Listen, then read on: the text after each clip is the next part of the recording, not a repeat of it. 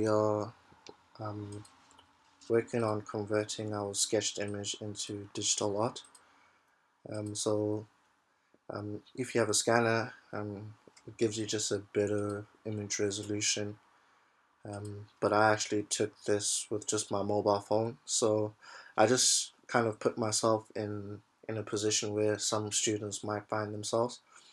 So not everyone has a scanner at home, so I literally um, the way that I'm going to approach this tutorial would be the same way that some of you guys would approach it, considering some of the restraints that you might have. So I am going to be using my mouse instead of a drawing pad, so I can show you that it's still possible to come up with some interesting concept design.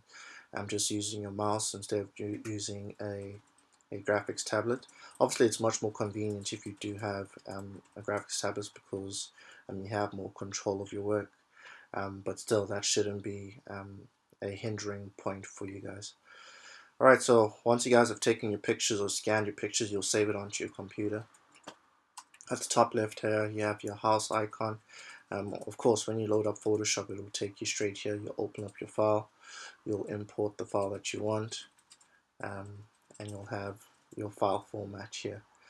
So the first thing that you want to do, we want to clean up this image. So obviously, there's the bottom bit here that I really don't need.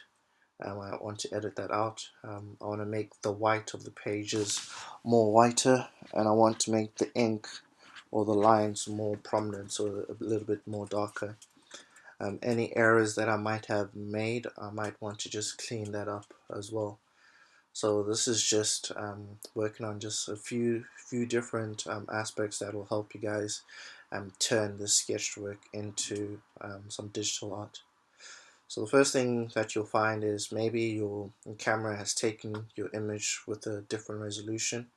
What you can do is go up to your image tab at the top here, click on canvas size, and the first thing that you want to do, you want to change the centimeters into pixels.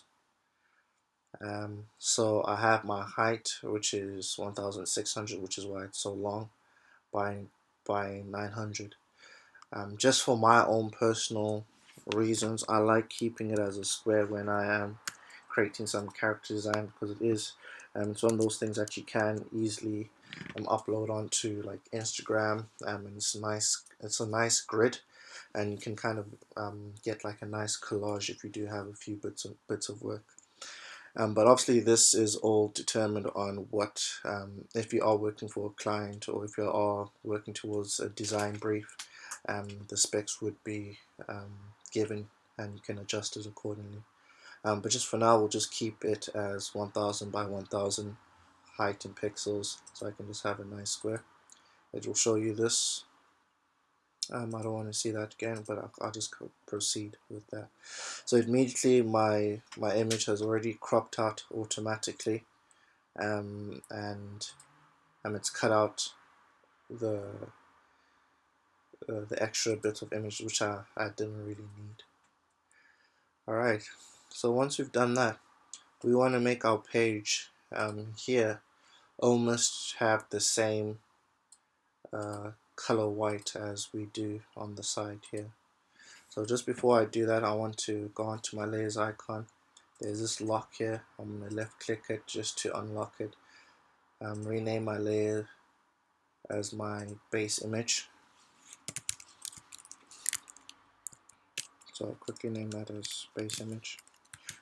Just so I know I can track this, because later on we'll start adding a little bit more layers onto our layer section down here. There is a bottom section here that's still sticking out. We'll get to editing that out, because I can easily use the crop tool here, where I can crop. I can just click on it, I can move it up, and just to crop that up, but it does change the dimensions which I did put up. But I can that's one option. A second option is me clicking Control or Command T, and I can transform it and just literally just scale it up just a little bit. So it's just edited that out.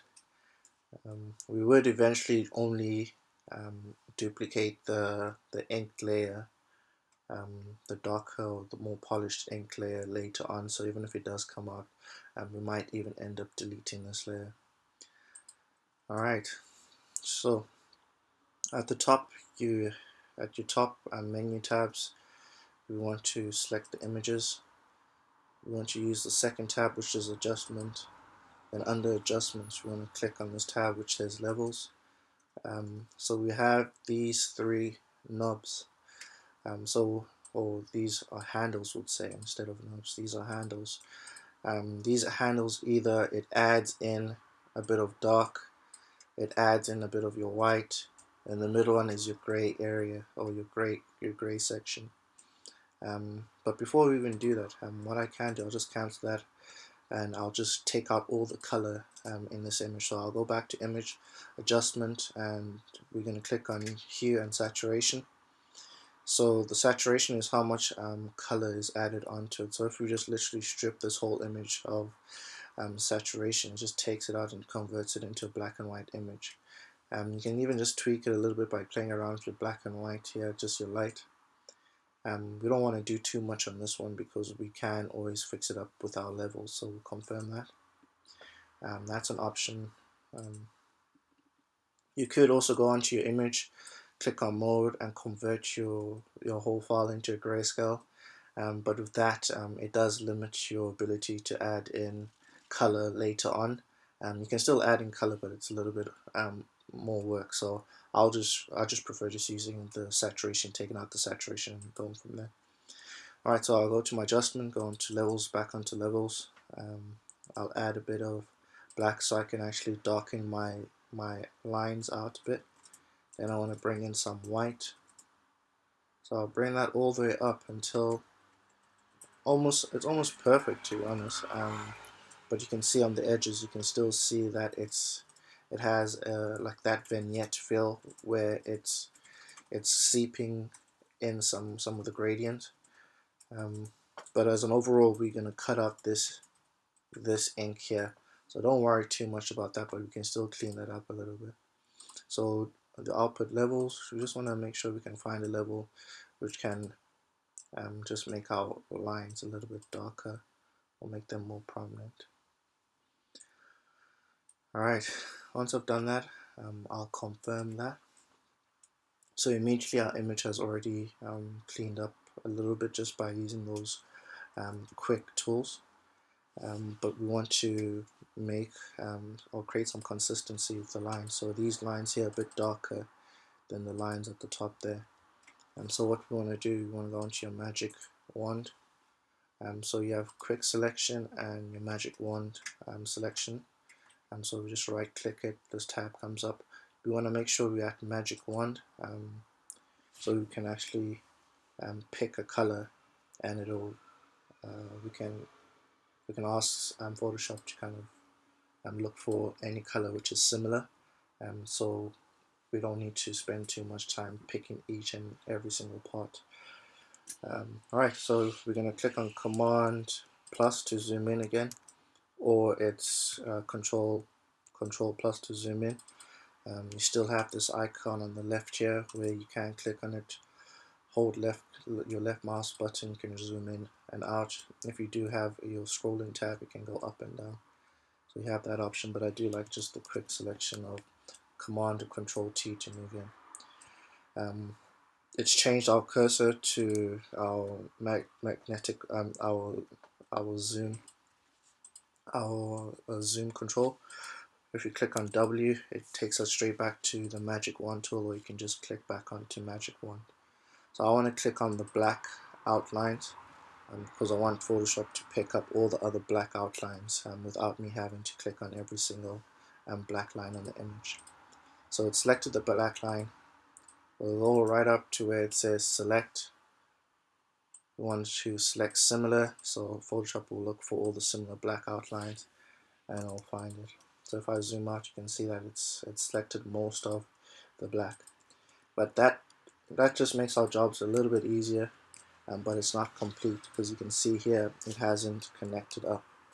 So what we can do, we just take a step forward by going back to select, and you want to just click on grow. So it just grows the selection just a little bit. So that's a good starting point. I think it would have touched upon any blacks that we could have missed.